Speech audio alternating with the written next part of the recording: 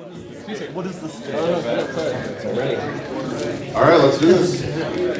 Hey everybody, we are the PAX Prank group. We are some of the creative leaders of the group, but there's a whole bunch of the group right here.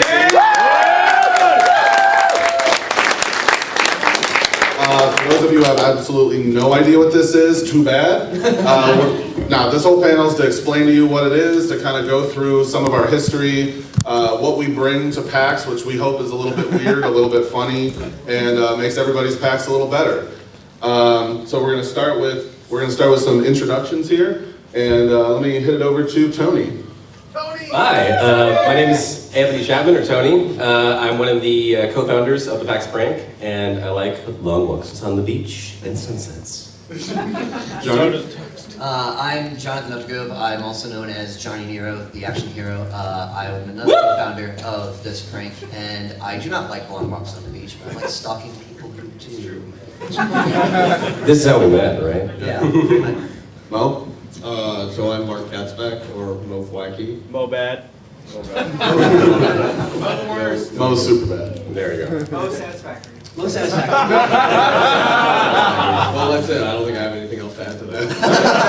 You're not going to talk about Hi, Cleveland? I'm Tosin Onofowokan, or Toast, and I used to be the resident treasurer until it was stolen away from me from this We guy. found out he's a Nigerian prince. We're not joking, actually. And I'm Todd, Joslin. I am currently the presiding adult over this group. And I'm not very funny. I just tend to be good at organizing weird people into doing fun things. So let's get started with, how things are gonna progress here. Delivery. This. Fat horse, fat horse, fat horse, fat horse. We ride across the expo, delivering a note. In fake sashes and cowboy hats, not horrible we quote. And then we disappear once, the last one's up our throats. We're giving cheers and giving thanks, and from this joke is born PAX Prank.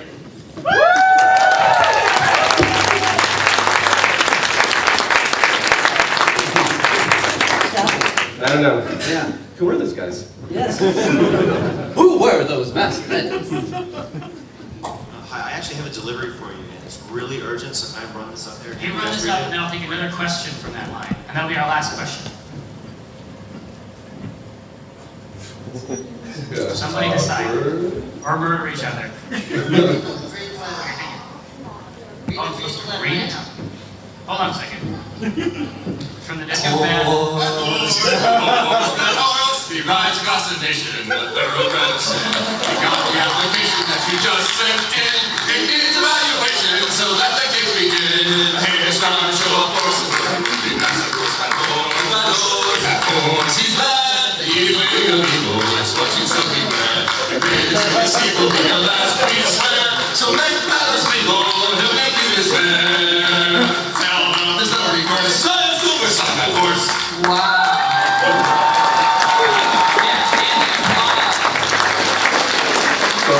This is the birth of the PAX Prank, although it wasn't called the PAX Prank back then, and it was only 3 or 4 crazy people. Very stupid idea. Yeah, so, Johnny, you want to talk about how the hell you came up with the stupid idea? I mean, it's pretty much just what you see there on the video. I'm a huge fan of Dr. Horrible's sing-along blog, and that scene in that whole show where the cowboys come out from nowhere and deliver that note. I figured that would be something fun to do. Essentially because it was my first year I would ever been here at PAX with Tony here, and I just kind of wanted to do something to get me out of my shell and to just kind of have fun no matter what would happen, and that's what happened.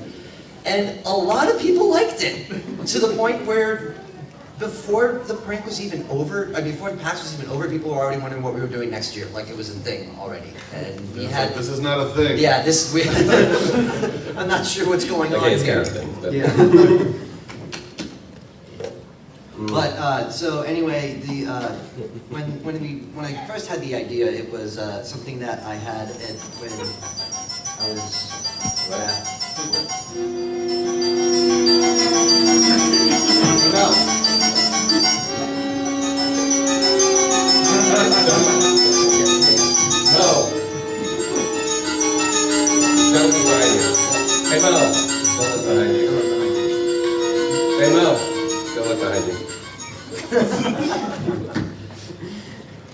Yes, this was the silliness we tried to do for a second here. Amongst different audience members here at PAX, where essentially what I do is have them close their eyes. I'll give them a 30-second description of an environment, and then have them tell me what's the first thing that pops up in their head. Both of you guys close your eyes. Now imagine that you're in a dark, large, cold room. It's moist. Light emanates from lava. And Lava or love? I thought you said lava. Oh, I thought you said love. Molten rock. Okay. And you end up in a larger room. It's darker. You can't see anything, but you're absolutely sure there's someone or something there. What are you thinking of? I see a specter. Now open your eyes. Oh, Jesus.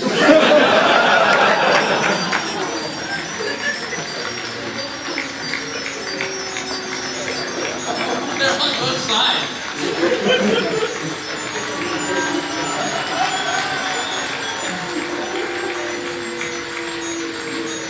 Wow, that is surprisingly terrifying. Okay. That's not fair. I don't like you. Something like that. Yeah. I got my eye on you. Alright, we're gonna have to be extremely careful now. That was pretty cool. Who? Flash bomb? What the shit? Oh, okay, so. Okay, hey, flash bombs were in that year. Actually, yeah, that was around the year that there were a ton of YouTube flash mob videos, and we were like, okay, so Dr. Orville, sing along blog, back horsing went pretty well. Let's do something else, and Johnny thought it'd be cool to do a flash mob, but we didn't know what the hell we're gonna do it of. And then we were tossing around the old football, and discussing over some delicious nachos, we were like, oh no, what about those boos in Super Mario World? And then we're gonna have people just sneak up behind him. And we were like, okay, but we need more people. So then we jumped over onto the forums and we jumped over on IRC and we were able to start recruiting people. And then we were like, we should have a name for this, whatever this is. That's when we started calling it the PAX Prank, and hoping to goodness the coup was going to sue us over it. I don't think it was suing. I think it was more getting banned. Yeah, Jiminy Christmas. Like the one swift kick in the ass. Yeah, man, I just started going to PAX. I already got kicked out. Yeah, but yeah, we were able to then recruit people, got everyone together. We were able to make these simple masks with just paper plates, printed out booze, and then string. That was it. And we just went punched at holes, and it actually worked out pretty well. It was a lot of fun. So yeah, so I mean, now that it's a thing, you have a bunch of people, you need organization, right? Like now I'm the adult, but I wasn't always the adult. Originally the adult was Toast. we started cheering the Toast. Where the hell did Toast go? Toast, are you around? Oh. Toast, what are you doing? Toast bad. Must be someone important. Okay, Yeah, I mean, this looks important, but that's just Pete. I mean, I at least told my job that I had to handle to do today before we had to go and do this. You couldn't get vacation. yeah, did you really have to do that now? I had to escort a VIP. He had something important. Okay. You can never be too safe. I don't know about that. Hey, you look like an important person. You need a security service to get you from here to there.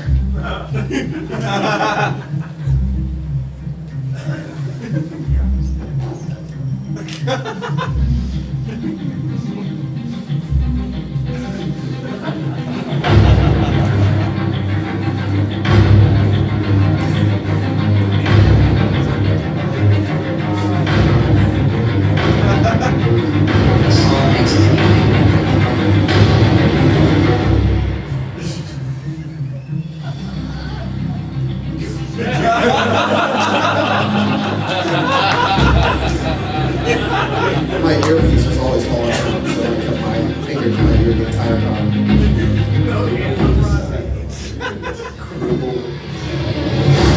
It's clear, no time snipers. All former security people, rethink off recon. Right there, I fell down the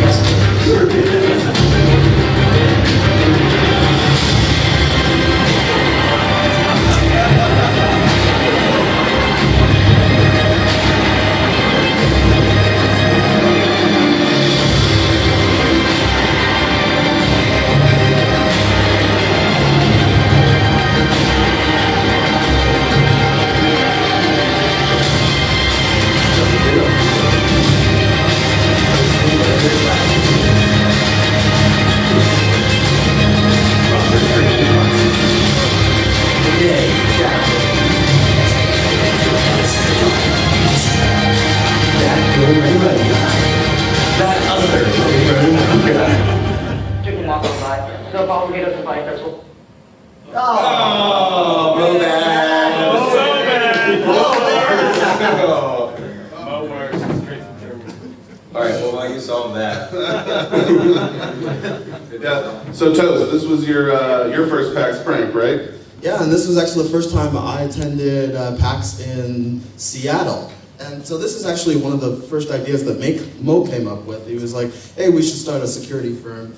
And with this prank, we basically had an assistant randomly approach an attendee and say, hey, would you like to be escorted from point A to point B? And when they agreed to it, we had a swarm of people in lightish red shirts surround them. With close. That's a tough with earpieces, walkie-talkies, and they would basically take them from point A to point B, while other prankers were paparazzi as well as rabid fans. So we came to this sort of milestone where we're like, who are we actually pranking with this particular prank? And we decided everyone, both the person who was there and everyone included. And also, this was one of the first times we got Mike and Jerry to help us prank the entire Q&A. That was brilliant. Which was, we actually had Krupel Desai, some person who now is a pranker, some random guy who was going to ask a question in the Q&A. We surrounded him with people, came up to the stage, and Mike and Jerry both made it seem like he was an actual celebrity. So people kept like searching him online. They were freaking out on stage. Yeah. Like, oh my God, I can't believe you're here. Right. It's so brilliant. We checked the Google Analytics afterwards. Google decides spiked in that moment in time. Who the hell is this guy? Yeah, so now there's been 3 successful PAX pranks, but they were all at PAX Prime. But now there's this con out on the East Coast that looks like it's going to stick around. So there had to be something the group could do for that. Toast lived on the East Coast at the time, and so we said, people like ninjas right now, right? I mean, it's 2011. Ninjas were kind of popular again. So yeah, let's do something with ninjas. And so we came up with the Ninja Delivery Service. So let's cue our NDS video. Due to the clandestine nature of Ninja Delivery Service operations, any attempt at filming or photographing ninjas in action only resulted in pictures of delivered packages. Those pictures then somehow disappeared themselves along with the people who took them. We were only able to recover this one photo. Thank you for your continued business. So apparently we don't have video, but Toast, Ninja Delivery Service? Because I wasn't there. Yeah, sure. So Johnny is a ninja. Yeah, Johnny is always a ninja. So we'd never done ninjas before, and we decided, hey, why not? So we wanted to make our prank be a little different for something happening on the East Coast for this East prank, and we decided that, hey, how can we incorporate this and really follow through with our mantra? And so we came up with Ninja Delivery Service, which is basically a group of ninjas who would go around delivering fake food to attendees and celebrities around PAX, and ultimately delivered real food at a Q&A to... shout out to Ninja Burger. Yeah, shout out to Ninja Burger. Real food to Mike and Jerry.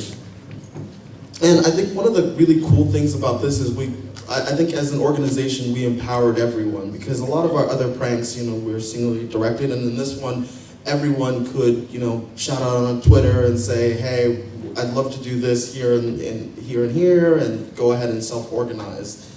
And this was also really the first one which we did without Tony or Johnny being around, because they couldn't make this actual PAX.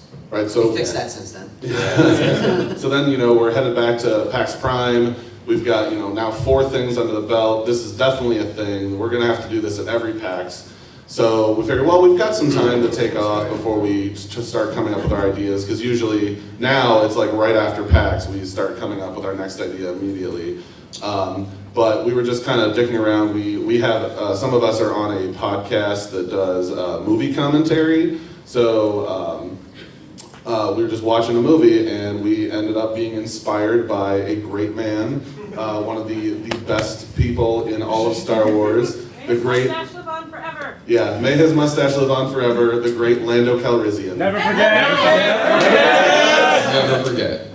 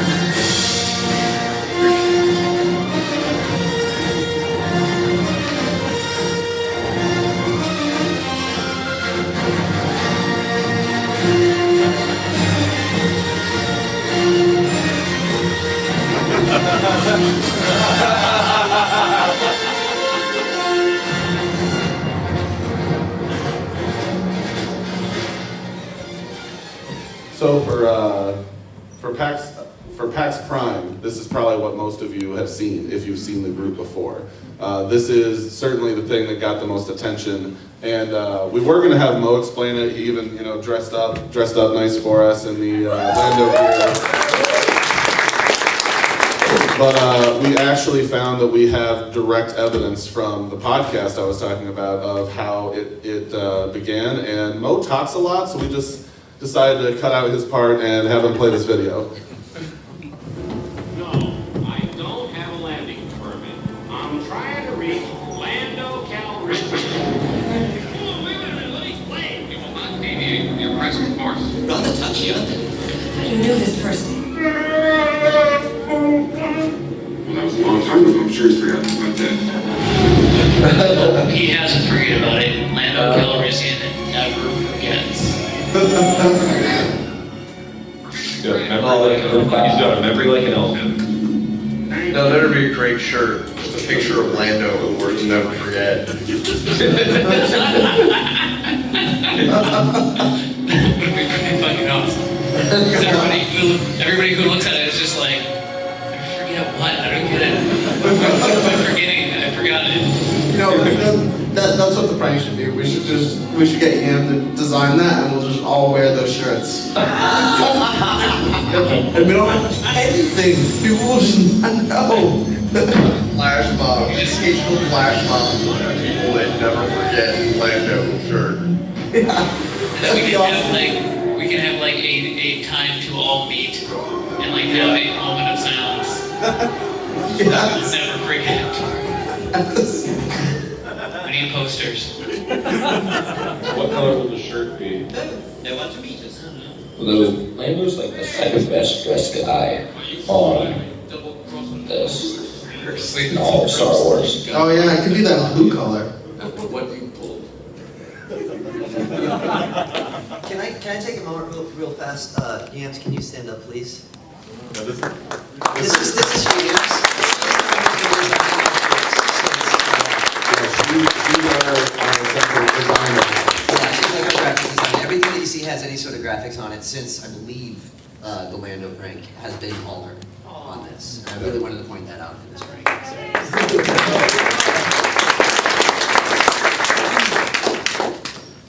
So this prank had a ridiculous amount of success, something we were not planned for at all, or prepared for at all. The group was very used to being this small part of PAX, something funny that people can see and it brightens up their day, makes them laugh because they don't know what's going on. Because PAX is very, I'm going here and then I'm going here and I'm going to see these things, and it's just what the hell is this crap? And but people thought this was real. Like this truly, every person thought that this was real. They thought that we were weirdos. You're hurting me there. Well, you hurt me in the heart. Yeah. They just thought that we were weirdos in cosplay, that were, just trying to do some funny thing because the Old Republic was coming out. But we had the media start contacting us to do interviews because they wanted to talk about our weird fan group. The Sci-Fi Channel contacted us to have us on a documentary about people that thought that, these fantasy worlds were their real reality. It was, who knew? Yeah, it was ongoing, and so we're like, well, crap. Now we actually have to top something. Like beforehand, it was just haha, funny idea, haha, funny idea, and now it's like, well, shit. People are, even if they didn't know this was a prank or didn't know something, we knew. So we now wanted to live up to that, and. So part of what we started working on was, well, this took on Star Wars, right? Everybody knows Star Wars. So we said, our next thing, we're going to have to use another very well-known IP. And we were all playing Portal at the time, Portal 2. And so we chose to... I need to interrupt this panel for a few minutes. Aperture Safety and the Potato Group has deemed it unsafe. According to our studies here, I need to give you guys a safety implementation device so you can remain safe for the next 12.5 minutes. Who's the leader of this group? I am. There you go, sir. Good luck. Hello, Mike and Jared. I am here as a representative of the group Personal Observational Testing for Aperture Testing and Observation, or as we like to call it, Potato. Would you be willing to participate in your mandatory volunteer testing by answering a couple questions? Question 1, do you feel safe? No, not at all. That's a little red. To your responses, your safety has been deemed as in question. What? To ensure your safety until our anticipated date of testing completion. No. Please take these safety implementation devices to ensure your safety. I have to wear this potato all weekend? Mandatory volunteer testing for other PAX attendees. Your safety is our second priority. Funny joke, clip, throw it in the back. They found me later, and I did not have it, and they shamed me, and they opened up a case and gave me a potato. Like, that's what I'm saying. We gotta be in this together. We're against them. We're one team, okay? This is one of the teams. Listen, you fucking crazy bastards. I have a potato. You understand? I have it with me. It's never Observational testers for aperture testing and observation. And we're here to make sure that you are still safe. Do you still have your safety implementation devices? Yes. Both of you? Yeah. Can you show your safety implementation device? It's always there. Glad to hear your safety is complete. This concludes our test for today. Have a good day, and remember, safety second, science first. Hello, Mike and Jerry. I am here for the personal observation testers for aperture testing and observation. The attendees of the Penny Arcade Expo have been deemed adequately safe. Full potato assurance that they have 20% chance of not dying within the next 12.5 minutes. Which of course meets the highest of aperture safety standards. You must ensure that you have your safety implementation device. Yeah, well, of course I need it. Thanks, guys. Be safe, and never forget, safety is our second priority. It's elaborate.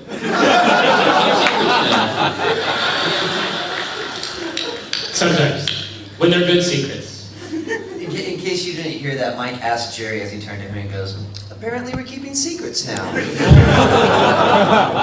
Yeah. So Mo, potatoes. Yeah, so Portal was popular and Portal 2 featured potatoes. So we thought maybe potatoes keep you safe. Why are they growing potatoes in the lab? Sorry if anybody hasn't played Portal 2 yet. It's been a while. Spoiler alert, Yeah. there's potatoes. There's potatoes everywhere in Portal 2. They're on the walls everywhere. Yeah, so I mean, it was just simple. It was potatoes keep you safe. Everybody at PAX needs a potato. Mike and Jerry especially. This was definitely the prank that started our current trend of pitting them against each other. Because Jerry said, oh man, he's like, I'm gonna make sure Mike doesn't have his potato on Sunday. You give me the lab coat and the briefcase and I will give him a fucking potato. I remember I had to go backstage and give Jerry a walkthrough on how the trick handcuffs works and how to open the case so it didn't get all awkward on stage.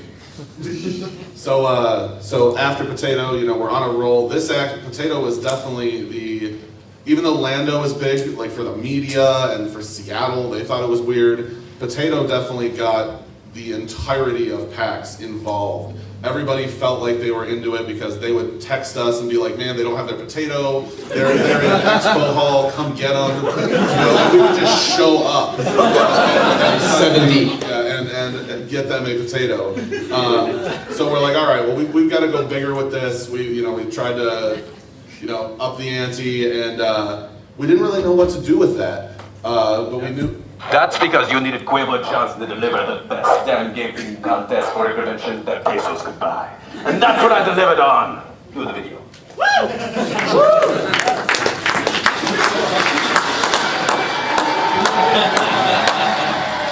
Hola, Mike and Jerry. I am Cuevo Johnson here for Peso Arcade. I am Sven Johnson from Peso Arcade. I am Todd Johnson here.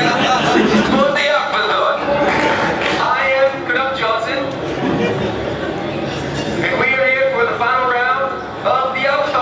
There isn't a convention-driven gaming contest that is masculino enough to take science by the huevos. The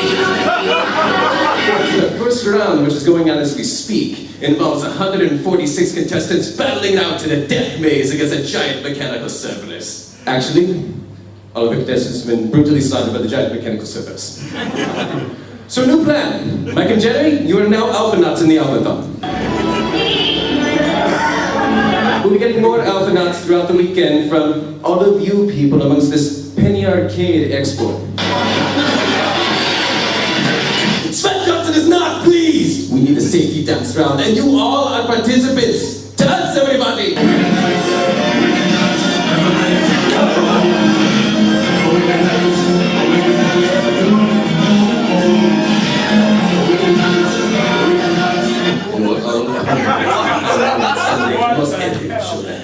Of course! We're talking about a pony drawing contest. Aperture Expo is the true PAX! So get ready, Mike and Jerry, for the fight of your lives! Ole! At PAX East, they just made us wear those potatoes. Well, I thought that it was like sketch comedy or like a flash mob type thing before. Now I think it's a medical condition. And it is. So if you don't mind, I think we can have Mo talk about this one, because once again we're trying to come up with an idea. We've had some ideas on the shelf now for a while because we end up getting inspired by something else, but we already had a plan. And so we're like, all right, well, we're gonna use one of these. And then Mo comes to us in the morning. He's like, so I had this bullshit dream last night. So I get up and I got on IRC and I had this dream that that the Omegathon, it was a PAX dream, of course, and the Omegathon was going on, and the first round was all of the contestants in a death maze against the giant mechanical Cerberus. And the problem arose when the giant mechanical Cerberus malfunctioned and started killing everybody. And so we made it into the Alphathon. I was just gonna say, that's pretty much how all of our ideas go. It's a stupid sounding idea that we just could work. I came up with the Lando song in the shower. And it is the worst song ever written. And we never speak of it again. Or sing it again, that matter. Yeah, one other thing is we started talking about, well, crap, we're going to be talking about how attendees are being brutally slaughtered. And while that's definitely crazy, like, how do we add some legitimacy to this so it's not immediately like, oh, these guys are just full of shit.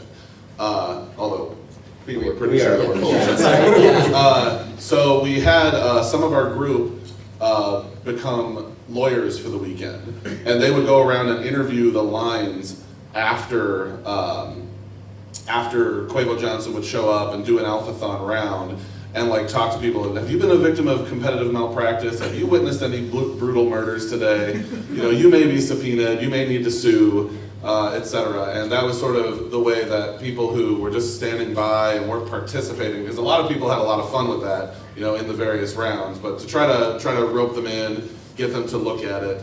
One quick thing that we actually we should have talked about in the video, that giant trophy that Jerry raised, that was for second place. Yeah. Mike won the pony drawing contest. He drew a great pony. You couldn't see it in the video. And his prize, because at this point, we're just picking on Mike, was a little trophy about this big. And we gave that to him, and it said Mike, first place, and it was just written on there with Sharpie. And then it was like conciliatory second place prize. Yeah, and our second place prize, we unveiled this 7-foot tall trophy. I guess the picture's on the other thing, but anyway. Yeah, the lawyers. Yeah, the lawyers. Are you a victim of competitive malpractice? Are you concerned about certain international competitions being held at PAX? Hello, I'm David Goldstein, and we here at The Lawyers want to help you. Today's world is filled with competitions that say they have your best interest in mind, but instead leave you with a lifetime of regretted medical bills. We here at The Lawyers want to stop that. If you're suffering from symptoms such as dizziness, vomiting, brain damage, missing limbs, anthrax infections, or so many others, call us at 216-282-4LAW. If you or anyone at PAX have any info to help us fight competitive malpractice, or have been a victim of it yourself, please don't hesitate to call us at 216-282-4LAW. That's 216-282-4529. Operators are standing by. And remember, we're here to help you. The lawyer attorney unlocked got me 1.8 million. One person called. Answering the phone. Only one person called me. I don't think people thought that was actually going to go anywhere.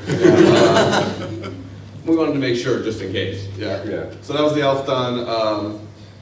So then we're moving on towards PAX East again, and at this point we actually did pick up one of our shelf ideas that we really liked for a long time, and just decided we're not going to get distracted this time. We're just going to go for it. And this was again pitting Mike versus Jerry, but a little bit more directly and a little bit a wider audience. We decided to have an election at PAX to determine who is going to be the gamer ambassador for the gamer nation, because this is Arcadia. It's been in the PA comic for a long time, and so we came up with the two factions: the Gabrielists and the Tychonians. Forward march! Tychonians, what is our battle cry? Story will be our weapon, and they shall tremble! Tychonians, present arms! Yeah, the Gabrius won, you guys. Yeah, you do realize that Mike totally won this one. Right? Okay. I think it's done. You get it. It's all right. Enforcers, execute these guys. I thought they were already executed last year. We resurrected. Greetings, dear leader Jerry. And salutations to you as well, other guy. Elections will soon be held. I present to you the they all say Jerry. Of the House of Brahi. Why isn't there more people on this side that say Mike? Why don't I have people? Are my people coming? Seriously, I think you forgot part of your prank this year. And that's why I do have a shirt. I don't understand. Hey! I think not, sir. And so I ask you all, with whom do you stand, Arcadia? Oh yeah. You didn't see that coming, did you? This is more of this Gabrielist filth. Hey, why are you gonna be like that, man? Why are my guys idiots? We just think that, this election is super important. Voting is beautiful, and you guys should do that. Mike's pretty awesome. But when you're going to vote, man, just vote for the guy that you think is guy that really represents you. Hey guys, it's good. Oh yeah, one of these. Swear to God, they were not supposed to be winner of the elections, Jerry, did carry the hustler vote. Mike has been elected. Oh. Enforcers, if you could execute these guys, that'd be great. Just dump their bodies in a furnace or something. I don't care. Wow, this is really heavy. There's real wood. Good prank. Yeah. What's next? What's next, indeed? Yeah, so this was just this year at PAX East, and we kind of figured, all right, we've been picking on Mike for a long time, and it's really funny. And so we said, how can we continue this, but maybe turn it around for him a little bit? And it's funny because Mike said, oh, I bet you guys didn't expect this. We totally expected this. Yeah.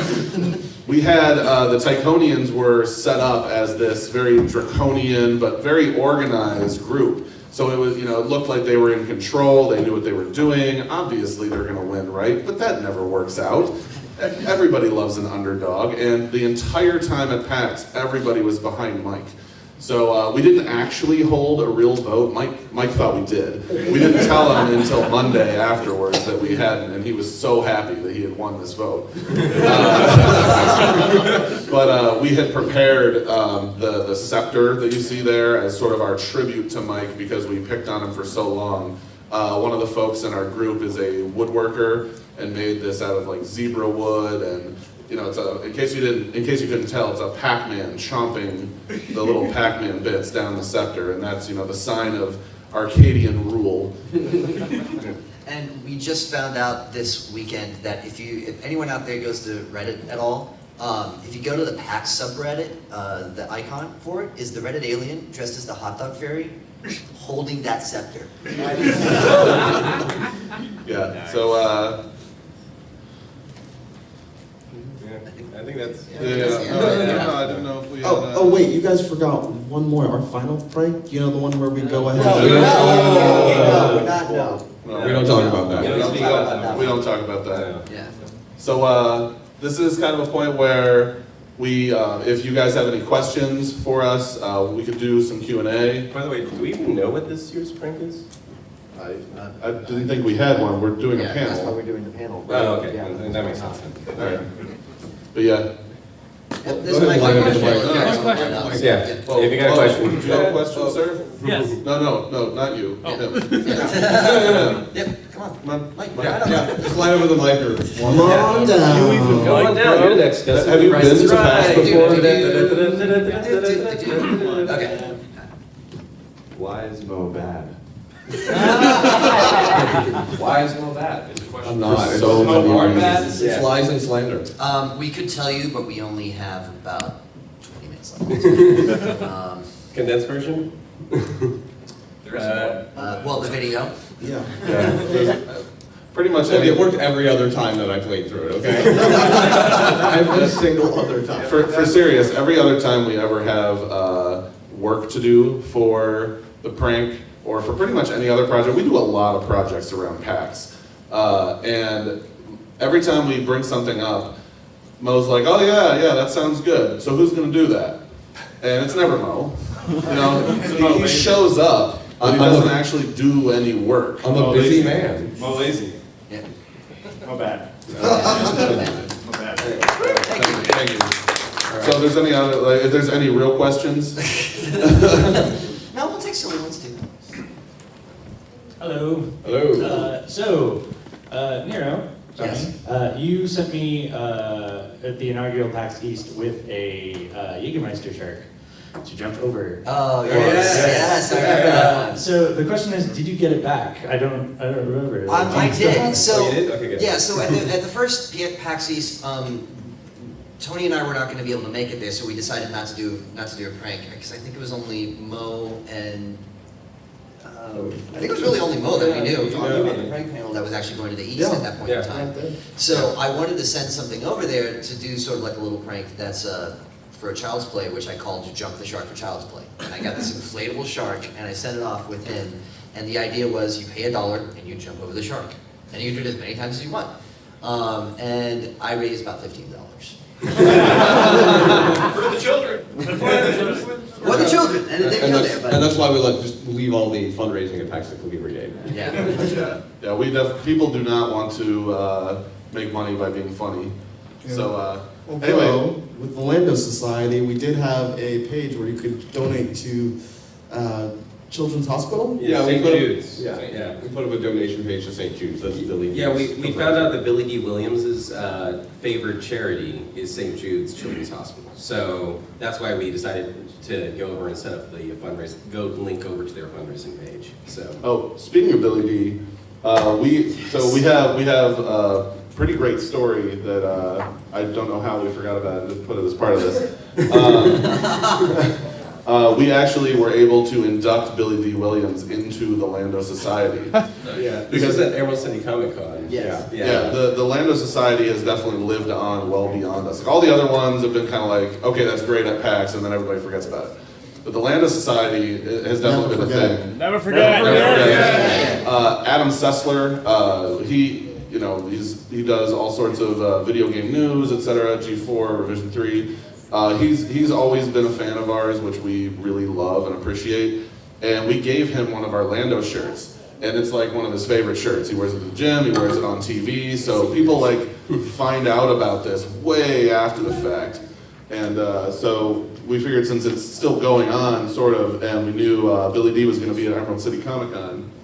Yeah, so then we decided to show up for his panel there at Emerald City Comic Con. And what we all were expecting was we were just going to go over to the microphone to ask a question, let him know, hey, yeah, we are the Lando Society, and we wanted to let you know about us, and hopefully be able to talk to you after you're done with your panel. And that's when Billy D's manager comes over to me and goes like, "You get over here now." Pulls me on stage, and I just I try to keep my cool as best I can. You can attest, I was shaking. So you see Tony in all of these videos and how cool he is with Mike and Jerry and stuff like that. He was a bowl of Jello. Yeah. That's the only way I can think of. Like, when I was stepping onto the stage, and I just suddenly had a flashback of being 7 years old and watching Empire Strikes Back for the first time ever, and going like, "Oh no, I'm geeking out, son of a bitch." When I went up there, I just like winged it, because this was supposed to happen later, not now. Right. And so we actually did the whole induction. We had him like swear to always wear a mustache, to uphold to the high standards and good looks of Lando Calrissian. And then we gave him one of his shirts. We actually draped one of the capes over him, and it was brilliant. It ended up, of course, being the end of the panel, because we always end up ending the panels. Always end the panels. There's actual video of it taken somewhere on YouTube. I believe you see Billy D. Williams inducted into the Lando Society. Yeah, a funny story that actually happened with that is we found out that they never let him keep any of the wardrobe from Lando. So he was saying that his favorite part about playing Lando was the cape. And were you guys planning on giving him a cape at the time, or was that We were. That was the whole idea. Yeah, we thought he already had it too. So, We had and then this they there to give him. right. if we got But then you found out that he didn't have one, and he was like, "Oh my God, this is amazing!" He's like, "Now I've got a Lando cape." And there's now like he did a charity music video. For the Nerdist channel. Yeah, for the Nerdist channel, and poor Punzi, that was her Oh, question. I'm sorry, Punzi. By the way, Punzi's the one who made the capes. Yeah. So it's this big thing that he put out there for charity, and they draped the cape over him like James Brown. 2 minutes 37 seconds. Yeah. So apparently he kept it. Like he wasn't joking at all. Like he loves that cape. I still love that Adam Sessler loves that Lando shirt. Like yeah. he barely wears it. He's worn it so often it just almost entirely faded away. Yeah, so We had to give him a second one this weekend. And so that's why we have this framed photo there, because Billy D signed it to the Lando Society and wants to keep in touch. Yes. So, Yes. To the Lando Society, thank you, Billy D. Williams, Lando. Never forget. Sci-Fi Channel. Never forget. I'm sorry. And then the Sci-Fi Channel interviewed you for being crazy? Actually, they did that beforehand. They they asked us about that way ahead of time. So we had a like an email account on the website, on the Lando Society website that Yamara also designed for us, that had a petition to get Lando put in the Old Republic, because that was coming out at the time. And we had our contact information on there. We figured, no, nobody's contacted for any of the other things before. Like the lawyers came afterward, one call. But we got back, and I'd sort of forgotten about it. And one day I said, well, let me check the Lando email. And we have a bunch of interview requests from like radio stations and all that stuff. And finally we get to this one that is the Sci-Fi Channel. I'm like, wait, what is this? It's a casting director for a reality TV show. I mean, it was people that live in fantasy worlds. And I was like, I don't know how to respond to this. This could actually be really great for us. I was really pushing for us to get on that and just stay in character the whole way. And without the casting director knowing, just so meta.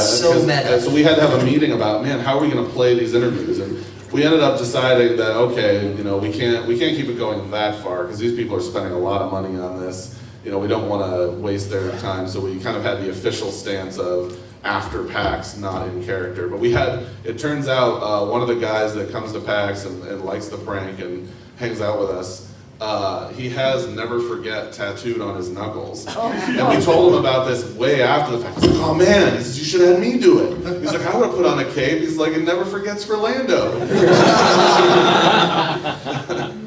Actually, speaking of the meetings, that's one thing that's kind of interesting about all the prank stuff is that you think it's like, oh yeah, just all these guys are just doing all this rabble rousing and like silliness. There's actually a lot of structure to this stuff. Yeah. We have to have all these meetings. we have like 6 prep meetings for with people Within the week before PAX. Yeah, within the 3 weeks. Simulated walkthroughs through Minecraft. Yeah, we have all the convention centers for both of the United States PAXs fully replicated in Minecraft. Yeah, do walkthroughs over Twitch. Yeah, The problem now is building the rest of Seattle. Yeah. Okay. As you know, there are 2 things in the PAX Prank Group history that we are to never forget. I wonder if anyone might have time to tell the story of the elevator. Oh yeah. Upper All right. That was me. That was me. Do we ever have that? Long live elevator 14. It is Yeah. well. Yeah, be quick. All right. So for Potato, we were getting ready to go do our first Q&A thing, and that's all specifically timed. And we left the Westin at like the right amount of time to get down there, get to main theater. Go upstairs, all that stuff. Yeah, because we have to get backstage to do a lot of this stuff right as Mike and Jerry are going on stage, because they're in a green room and we get permission from the enforcers to go occupy a backstage area after they vacate. So everything is very, very carefully timed. So we have people like waiting to get to the microphone. They're lined up at a specific spot that we have to time and hit. Yeah. So we're on our way in, and we've always had success having everybody come out of an elevator at the same time for like there's a shock value for other people watching. Like Ninja Delivery Service. Yeah, which surprised me. Elevator open, and Jerry. Someone saw us and ran away. Yeah. So we all get. We all get in the elevator to go up from 2 to 3 in the BCEC, and we hit the button and it moves about 2 feet and stops. And we realize that we're stuck in the elevator, and we are stuck in that elevator for 45 minutes because with 14 of us because their elevator tech wasn't on site. The guy had to drive in from another part of Boston. So there's a video of the whole thing. I didn't have time to cut it down for this. But it was harrowing. We broke out into song. When we hit the button, the call button, the guy answered back, "Safety." And we were safety. That was the prank. And it was so difficult for us to not break out laughing because we didn't want him to think it was a prank call because we were really stuck in the elevator. But yeah, it took 47 minutes for us to get out of there. Kador was in there and he was sweating, and I was worried that he was going to pass out. The thing that was also funny was while this was occurring, I was in line waiting to go over and ask the question. So I'm sitting there 4th in line, I'm getting this text, it's like, everyone's stuck in the elevator, you can't do this now, move further back in the line. No, wait, they're okay, no, stay where you are. No, move forward, no, move back. And it's like, Tony was, he was planning to go, so he got in a seat in the keynote because the Penny Arcade Q&As are always right after the keynote. So he got up early, made sure he was like right in front to get at the mic. And so this is happening. And we're texting him all this stuff, and it turns out the keynote went exactly 47 minutes long. So we were right on time. So they literally arrived right when the keynote ended, right when Mike and Jerry went up. It was just, everything went as perfectly timed as it could possibly be, except for the fact that they now look like they're gonna die. Yeah, let me tell you, the condensation was dripping from the walls. So you can't see it on you can't see the front of it on the first video out there, but the guy that had the glow stuff on that, he had one of the pyro type masks, like the gas mask on. And he had that, was in there. And he was like duct taped into that thing. Yeah. Yeah, we were in bad shape. When we got out of that elevator, it was like walking into a wall of cold. Yeah, so that was 2012. At East 2013, when the Tyconians were coming down to do one of their things, everybody stopped at the elevator and did like a vigil. And they keep that area, the line around that area, because so that's where everybody lining up was like surrounding. And that's where medical badges go up and VIP badges go up and whatnot. And so they do this vigil, go up. The next day, that elevator freaking broke again. Yeah, somebody was stuck in there for an hour. Wasn't it the other elevator? No, it was the same elevator. Yeah. B10. Yeah, B10. Elevator B10. Yeah. So, do we happen to have any other questions? All right. No. We're not accepting questions from you. Oh, you are. No, you are. I am Trevor Collins from Mustache News Network. We're actually covering this event live, and we're going to go now right to the footage.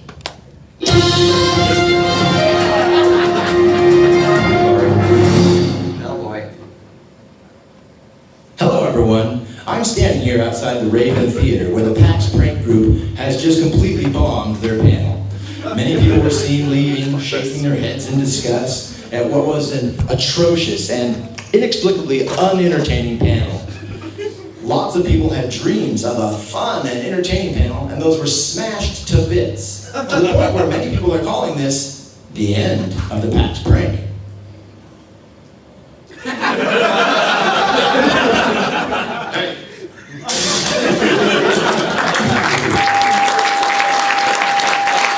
Thank you guys so much for being our panelists. It's really good to see a lot of people so thank you guys so much. And hopefully we will see you at least this year. Yes. And stay out of the elevator. Also, if any of you guys are ever interested in enjoying the prank, just let us know. Yeah. Seriously, we don't go in elevators. Yeah. No elevators. Never again. Yeah. Check the PAX forums for updates when we're opening recruitment and all. Peace out. Never forget! Never forget!